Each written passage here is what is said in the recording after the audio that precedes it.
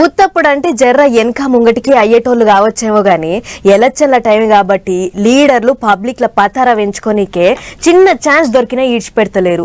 Public కు కష్టం వచ్చిందంటే చాలు బండి కట్టుకొని పోతుర్రు. పొద్దుగాల లేస్తే చాలు ఇంటింటికి వెయ్యి పలకరిస్తున్నారు. ఓ దిక్కు సర్కారోళ్ళు ఇచ్చిన పథకాలను ప్రచారం చేసుకుంటుంటే ఇంకో దిక్కు ఎగస్ పార్టీ వాళ్ళు సర్కారోళ్ళు ఈయని పథకాల మీద లొల్లులు చేస్తుర్రు అన్నట్టు రైతు కష్టాల మీద లడాయి గట్టిగా నడుస్తున్నది. పండ్రి అరుచుకొని వద్దాం ఒకసారి. ఎండిపోయిన భూమిల్నే మళ్ళా మొలకలు మొలుస్తాయి. ఏడ పోగొట్టుకున్నామో అక్కడనే ఎంకులాడుకోవాలి అన్నట్టు సందు దొరికినప్పుడల్లా మళ్ళా పబ్లిక్ ల పతార పెంచుకునే యుగురం చేస్తున్నాడు. సర్కారు వాళ్ళను ఇరుకున పెట్టే యుగురం చేస్తున్నాడు మాజీ సీఎం కేసీఆర్ సారు. ఉమ్మడి కరీంనగర్ జిల్లాలో ఎండిపోయిన శెలకల పొంటి తిరిగిండు సారు. దెబ్బ ఇంకా జర్ర కలుక్కుమంటనే ఉన్నది కావచ్చు. 3 గాళ్ల మీదనే నడుస్తున్నాడు. శెలకల పొంటి తిరిగి రైతన్నల గోస తెలుసుకున్నాడు. ఎండిపోయిన పంటలను చూసి బెంగటిల్లుతున్న రైతులకు ధైర్యం చెప్పిండు. ఏం పికర్ చేయకుర్రి కొట్లాడదాం అన్నట్టు చెప్పుకొచ్చిండట. నడమ మిడమ అనేరు కాడ ఆగి నీళ్లకెళ్ళి బయటపడ్డ పాతూరును జరసేపు చూసిండు.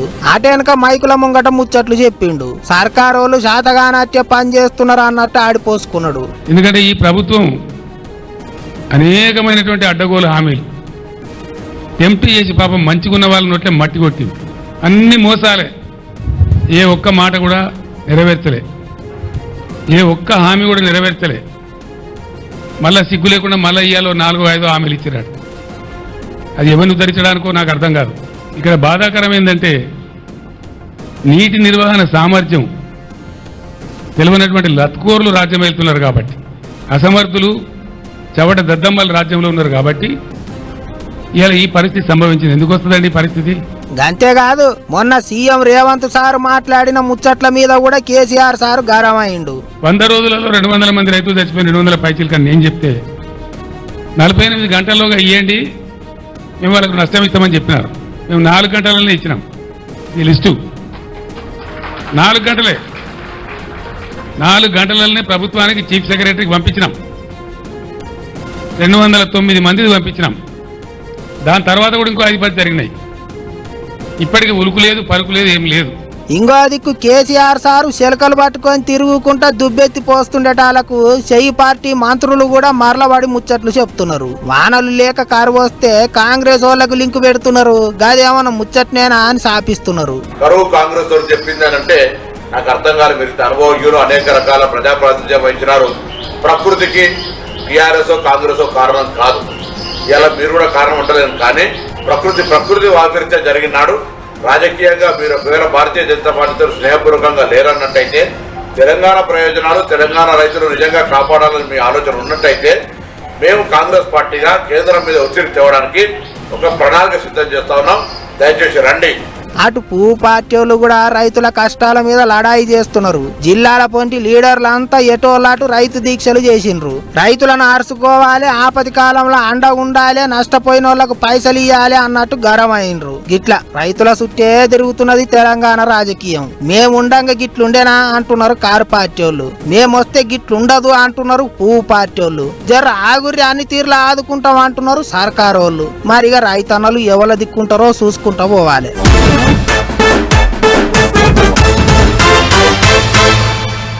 ఉత్తగానే ఓట్లెయ్యుర్రి అంటే వేస్తారా? ఎందుకేయాలి అని అంటారు. ఓట్లేసి గెలిపిస్తే ఏం చేస్తారో, ఏం ఇస్తారో, ఏమేం తెస్తారో, ఎట్లెట్లా చేస్తారో అన్ని చెప్పుకుంటా వరాలు గట్టిగా ఇస్తేనే ఓటర్లు ప్రసన్నమవుతారు. అట్లయితేనే ఓట్లు పడతాయి. అందుకే పార్టీలన్నీ ఇప్పుడు పబ్లిక్ ను బుట్టలేసుకునేందుకు వరాల లిస్టులు గట్టిగానే తయారు చేస్తున్నాయి. అడగక ముందే అన్ని ఇస్తాం, అన్ని చేస్తామని అంటుర్రు. అట్లనే ఇగో షెయి పార్టీ వాళ్ళు ఈసారి జల్దిగానే వరాల లిస్టు విడుదల చేసిర్రు. మరి ఏమేం వరాలు ఇచ్చిర్రో చూద్దాం పార్రి. వెనకసీరికి ఏమైతాదైంది గాని హామీలు వరాలు ఇచ్చుట్ల మాత్రం అందరికంటే ఓ అడుగు ముంగట్నే ఉంటున్నారు షెయి పార్టీ వాళ్ళు. తగ్గేదేలే అన్నట్టు ఇస్తున్నారు వరాలు. ఇక ఇప్పుడు పార్లమెంటు ఎలక్షన్లలో గెలిపిస్తే పబ్లిక్ కు ఏమేమి ఇస్తారో, ఏమేమి తెస్తారో అన్ని కలిపి పెద్ద లిస్టే బయటకి ఇచ్చిండ్రు. పెద్ద మనుషులు అంతా కూర్చొని మేనిఫెస్టో విడుదల చేసిర్రు. పక్కా గ్యారంటీ అని హామీలకు కూడా గ్యారంటీ కార్డు ఇస్తున్న షెయి పార్టీ వాళ్ళు ఈసారి 20 25 గ్యారెంటీలు ఇచ్చిండ్రు. పేదింటి ఆడోళ్లకు ఏడాదికి ₹1,00,000 ఇస్తారట. రైతులకు అప్పులు మాఫీ చేస్తారట. కరువు పనికి పోయే కూలీలకు రోజుకు 400 ఇస్తారట. పెట్రోల్ డీజిల్ రేట్లు తక్కువ చేస్తారట. ఇంకో పెద్ద ముచ్చట ఏంటిదంటే అప్పట్లో రాష్ట్రం ఏర్పడ్డప్పుడు పోలవరం ముంపు మండలాలు కొన్ని ఏపీలో కలిసినాయి కదా, అట్లనే భద్రాచలం చుట్టుముట్టున్న 5 ఊర్లు కూడా ఏపీలోనే కలిసినాయి కదా. అగొక 5 ఊర్లను మళ్ళా తెలంగాణలో కలుపుతామని హామీ ఇచ్చిండ్రు చెయ్యి పార్టీ వాళ్ళు. పనిలే పని సెంటర్ సర్కార్ వాళ్ళను గట్టిగానే చాపిచ్చిర్రు. This election is a fundamentally different election. I don't think democracy has been as much at risk. The constitution has been as much at risk as it is today. NDA Narendra Modi ji जो constitution पर आक्रमण कर रहे हैं, लोकतंत्र पर आक्रमण कर रहे हैं, इंस्टीट्यूशंस को कैप्चर कर रहे हैं, और दूसरी तरफ इंडिया अलायंस जो कॉन्स्टिट्यूशन की रक्षा करता है, लोकतंत्र की रक्षा करता है. तो ये चुनाव इन दोनों फोर्सेस के बीच में है. ఇంకో దిక్కు చెయ్యి పార్టీ వాళ్ళ మేనిఫెస్టో మీద పువ్వు పార్టీ వాళ్ళు ఆడిపోసుకుంటారు. ఇప్పటిదాకా ఇచ్చిన గ్యారెంటీలే చక్కగా అమలు చేస్తలేరు, మళ్ళా కొత్త గ్యారెంటీలా అన్నట్టు మాట్లాడిండు సెంటర్ మంత్రి కిషన్ రెడ్డి సారు. గ్యారెంటీల పేరుతో 6 గ్యారెంటీల పేరుతో తెలంగాణ ప్రజలకు 100 రోజుల్లో పూర్తి చేస్తామని ఏవైతే 100 రోజుల గ్యారెంటీ హామీ ఇచ్చారో, ఎన్నికల ప్రణాళికలో ఏవైతే ఇచ్చారో, దమ్ము ధైర్యం ఉంటే, చిత్తశుద్ధి ఉంటే మీరు ముందుగా గత శాసనసభ ఎన్నికల్లో ఇచ్చినటువంటి హామీలు అమలు చేసి చూపండి. ఆ హామీలు, ఆ గ్యారెంటీలు అమలు చేయకుండా తెలంగాణ ప్రజలను ఓటు అడిగేటువంటి నైతిక హక్కు ఈ కాంగ్రెస్ ప్రభుత్వానికి లేదనే విషయాన్ని ఈ సందర్భంగా మనవి చేస్తా ఉన్నారు. ఇట్లా పువ్వు పార్టీ వాళ్ళంతా ఏం మంచిగా లేదు అన్నట్టు మాట్లాడుతున్నారు. ఇక ఇది అంతిట్లుంటే ఢిల్లీలో ఉన్న చెయ్యి పార్టీ వాళ్ళ పెద్ద ఆఫీస్ ముంగట చూడరు ఏమైందో. इस बार इंडिया गठबंधन जीत रहा है. मेरे को तो श्री प्रभु राम का जो आदेश है, मैं तो वो सुनाने के लिए आया हूँ. अगर ये बुलाएंगे तो मैंने प्रार्थना करी है, वो कह रहे हैं मैं अपने सीनियर लीडरों से, वो नेताओं से बात कर रहे हैं, अधिकारियों से बात कर रहे हैं, वो बुलाएंगे तो चला जाऊंगा, ना है तो अपने घर प्रस्थान कर जाएंगे. జవహర్ లాల్ అట అన్న పేరు మహాపటీలి శ్రీరాముడు అన్న కళలకొచ్చి చెప్పిండట చెయ్యి పార్టీ వాళ్ళే గెలుస్తారని. అందుకే గిట్ల శ్రీరాముని ఏషం కట్టి చెయ్యి పార్టీ వాళ్ళ ఆఫీస్ ముంగట నిలబడ్డాడు. పెద్ద మనుషులు ఎవరన్నా కలిస్తే రాముడు కళలు ఏవి చెప్పిండో చెబుదామని చూసిండట గాని ఎవ్వరు పట్టించుకోలేదట. ఇక అది అటుండని గాని 6 గ్యారెంటీలతోని తెలంగాణలో గద్దెనెక్కిండ్రు. మరి ఇప్పుడు దేశం అంతటా 25 గ్యారెంటీలు ఎట్లా పనిచేస్తాయో చూడాలి.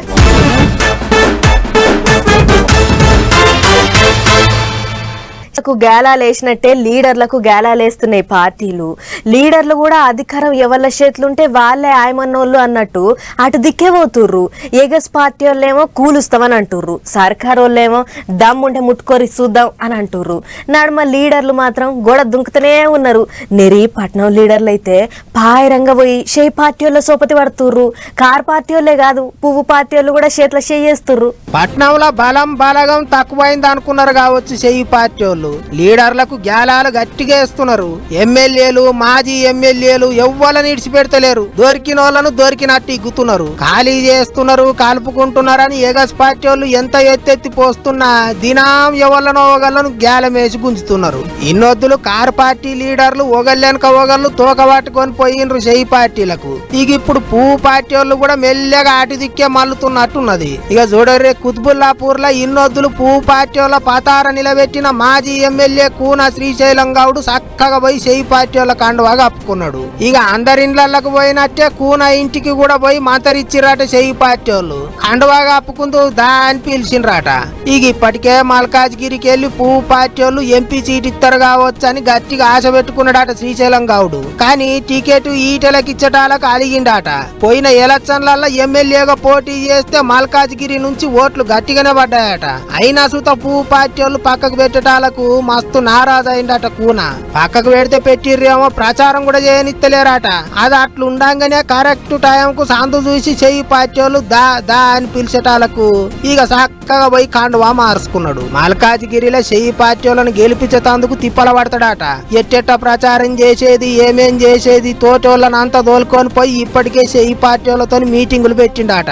ఉండి పువ్వు పార్టీ వాళ్ళకు గట్టి దెబ్బనే పడ్డది కదా అనుకుంటారు చాలా మంది. ఇంకో దిక్కు లీడర్ల జంపింగులు అస్సలు ఆగుతలేవు.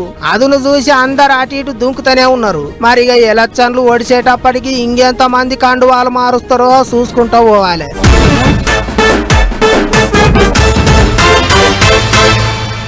అటు విజయనగరము శ్రీకాకుళం జిల్లాలనే అనుకున్నాం గాని అబ్బో తెలంగాణలో కూడా ఏనుగులతోని పరిశాన్ గట్టినే అవుతున్నది.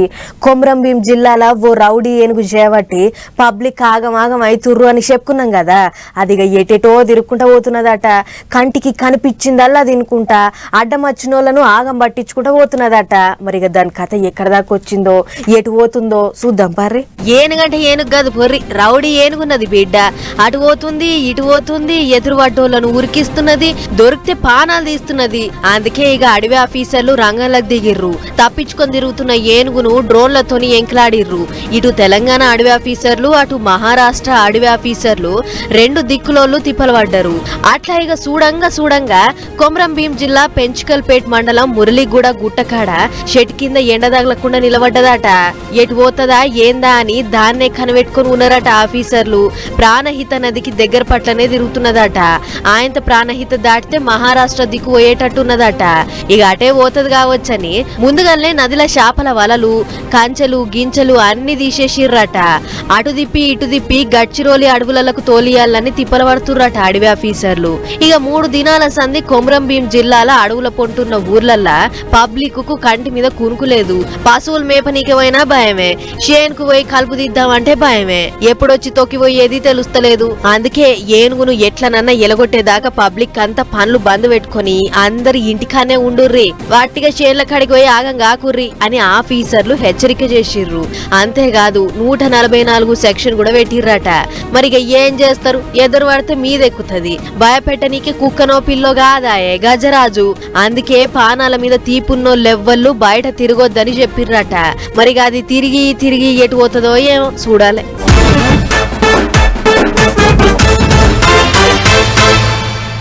అంబటి రాంబాబు సారా మజాక. సార్ ఏ పని చేసినా అలాగే ఉంటది. ఆటలు ఆడతాడు, పాటలు పాడతాడు, డాన్సులు వేస్తాడు, అందరినీ అలరిస్తాడు. అంతేకాదు సారు లోపల ఇంకో కళ కూడా ఉన్నది. ఏందా కళ అని అంటారా? ఇక చూడుర్రి తెలుస్తుంది.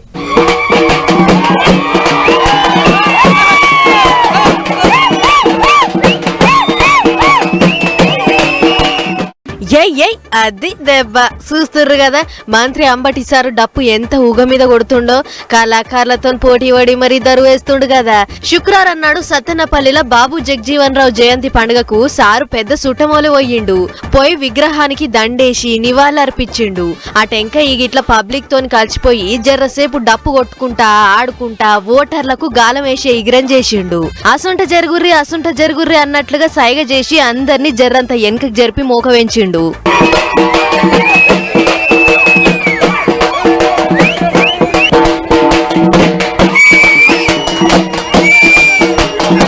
అందరి నడుమ గిట్ల హంగామా చేసి సత్తెనపల్లి ఓటర్లను తన సంచిలేసుకునే ఉపాయం కట్టిండు సారు. ఇదొక్కటే కాదు, అంబటి సారు జనం నడుమకు పోయిండంటే ఎవ్వరైనా సరే అట్లుంటది సార్తోని అని అనాల్సిందే. సారే ఎప్పుడు ఊపు మీద ఉంటాడని అనుకుంటే సార్ను చూసి పబ్లిక్ కు ఇగింత ఊపు వస్తుంది. అందులో ఇది ఎన్నికల కాలం. అందుకే ఏడిగోయినా కూడా జనాల మనసులను గెలిచేదానికి ఏదో ఒక ఇక్మత్ చేస్తూనే ఉంటారు లీడర్లు. ఎవళ్ళ జోలు ఎట్లున్నా ఇన్నొద్దులు రాంబాబు సార్ అంటే ఒక డాన్సే ఆడతాడు అని అనుకున్నాం గాని సారు డప్పు కొట్టుట్లా కూడా బాగా తిరిగినోళ్ళ లెక్కనే ఉన్నాడు పొర్రి అని అనుకుంటుర్రు గీ ముచ్చట చూసిన పబ్లిక్.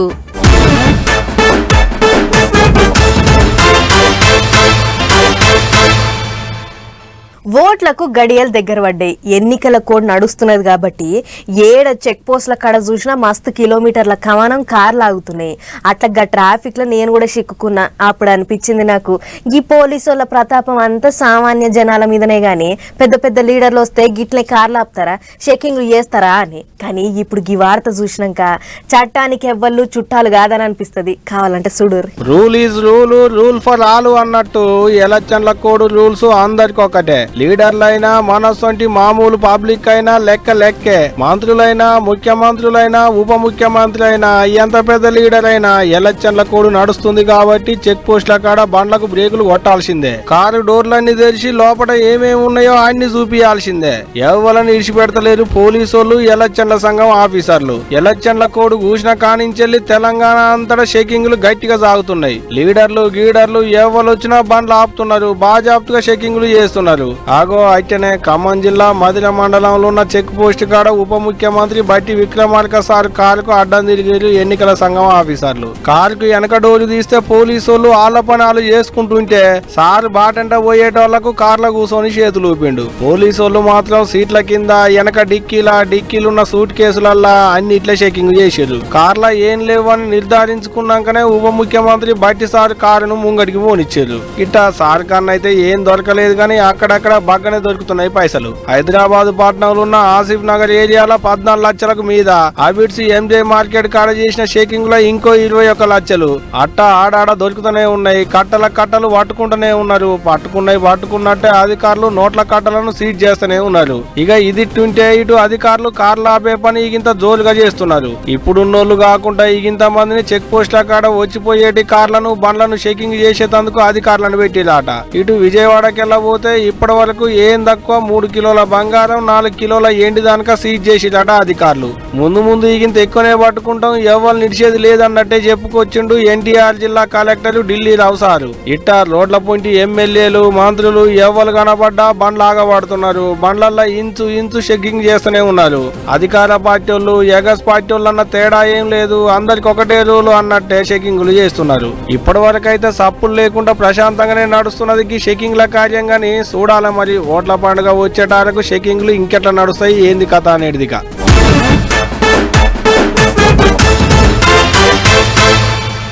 హైదరాబాద్ లో ఐపీఎల్ ఆటలు అవుతున్నాయని మా కిట్టుగాడు వారంకెంచే నేను పోతా అనుకుంటా ఊగులాటంతో ఉండే. టికెట్ల కొరకు మా ఓడు పడే బాధ అంతా ఇంత కాదు. ఆన్లైన్ లో ఇంకా గంటకు పెడతారన్న కాడ నుంచే నెట్ సెంటర్ కు పోయి కంప్యూటర్ల ముంగట కూర్చుండు. కానీ ఆశపడ్డో నోట్ల పాస్ పడ్డదన్నట్టు మా ఓనికి టికెట్ దొరకలేదు. ఇంకేముంది బుంగమూతి పెట్టుకుని ఇంటికి వచ్చిండు. ఐపీఎల్ టికెట్లు అంటే యాదకొచ్చింది సామాన్యులకే కాదు ఎమ్మెల్యేలకు కూడా దొరుకుతలేవట. చూడుర్రి. నాకు దొరుకుతలేవు అస్సలే టికెట్లు దొరుకుతలేవు. నడిమిట్లనే అమ్ముకున్నారు. ఆన్లైన్ లో పెట్టిన టికెట్లు అర్ధ గంటకే అమ్ముడు పోయినాయి అనుకుంటా. హైదరాబాద్ లో అయ్యేటి ఐపీఎల్ ఆటకు టికెట్లు దొరకక రంది పెట్టుకుంటున్నారు చాలా మంది దానిక. గాని గా ఐపీఎల్ టికెట్లు మామూలు వాళ్ళకే కాదు ఎమ్మెల్యేలకు పెద్ద లీడర్లకు కూడా దొరుకుతలేవు ఆట. తెలంగాణలో షేయి పార్టీ ఎమ్మెల్యే దానం నాగేందర్ అన్నకు ఆట కూడా బుద్ధి అయిపోతే టికెట్ దొరకలేదు ఆట.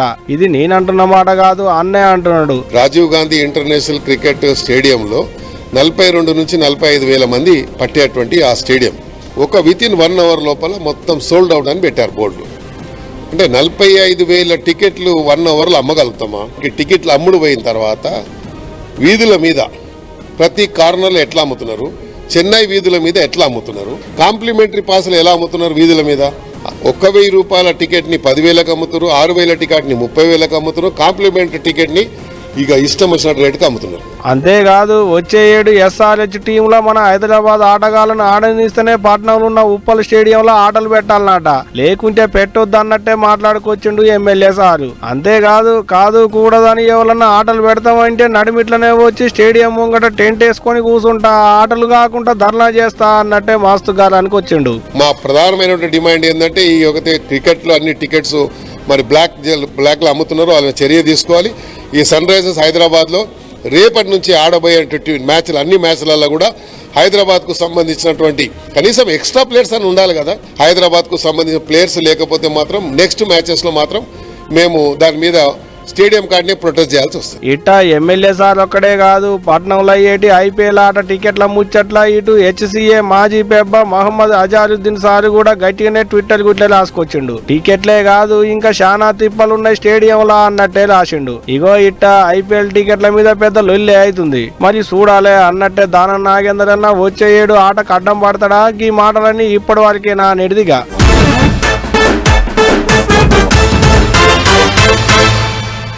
ఓ రోకు ఎండలు ఏగిచ్చి కొడుతున్నాయి, ఇంకో రోకు తాగేతందుకు నీళ్లు లేక పబ్లిక్ కన్న తిప్పలు పడుతుర్రు. మీదికెంచి కొడుతున్న ఎండలకు భూగర్భ జలాలు ఇంకిపోతున్నాయి. పబ్లిక్ కు తాగేతందుకు కూడా నీళ్లు దొరకకుండా అవుతున్నది. రాష్ట్రం అంతటా ఈ ఏడు పబ్లిక్ కు ఇదే గోసైతుంది. అన్నేమో గాని అటు ఏజెన్సీ ఏరియాలకు వెళ్ళి పోతే ఇంత ఎక్కువనే తిప్పలు పడుతుర్రు పబ్లిక్. చూడుర్రి అలా గోసలు ఎట్లున్నాయో. తాగబోతే నీళ్లు లేక తడి గొంతులు ఆరిపాయే అన్నట్టు ఓ రోకు ఎండలు ఏగిచ్చి కొడుతున్నాయి. కొడుతున్న ఈ ఎండలకు పబ్లిక్ కు తాగేతందుకు సుక్క నీరు దొరుకుతలేదు. తెలుగు రాష్ట్రాలలో ఈ ఎండలు దంచుతున్నాయి. ఇటు ఇక తెలంగాణలోనైతే చెప్పతరం లేదనుకో రాదు. ఈ ఎండలకు భూగర్భ జలాలు ఇంకిపోయి పబ్లిక్ కు తాగేతందుకు సుక్క నీరు దొరుకుతలేదట.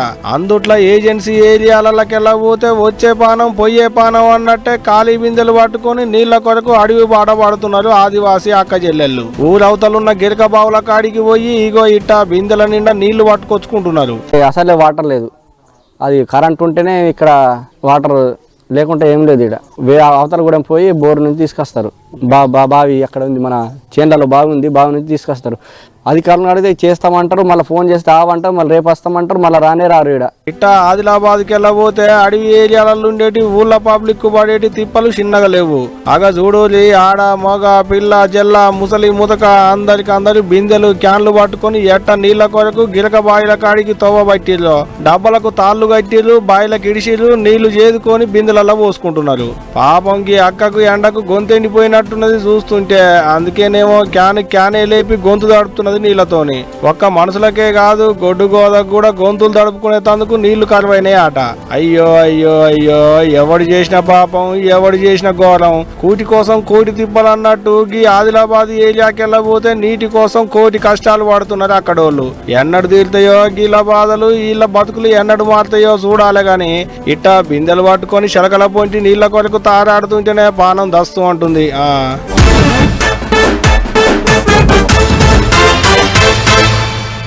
అయోధ్యలో బాలరాముని గుడి తెరిచిన కాడ్నుంచి భక్తులు దినం తీరొక్క కానుకలు కొంచబోతూనే ఉన్నారు.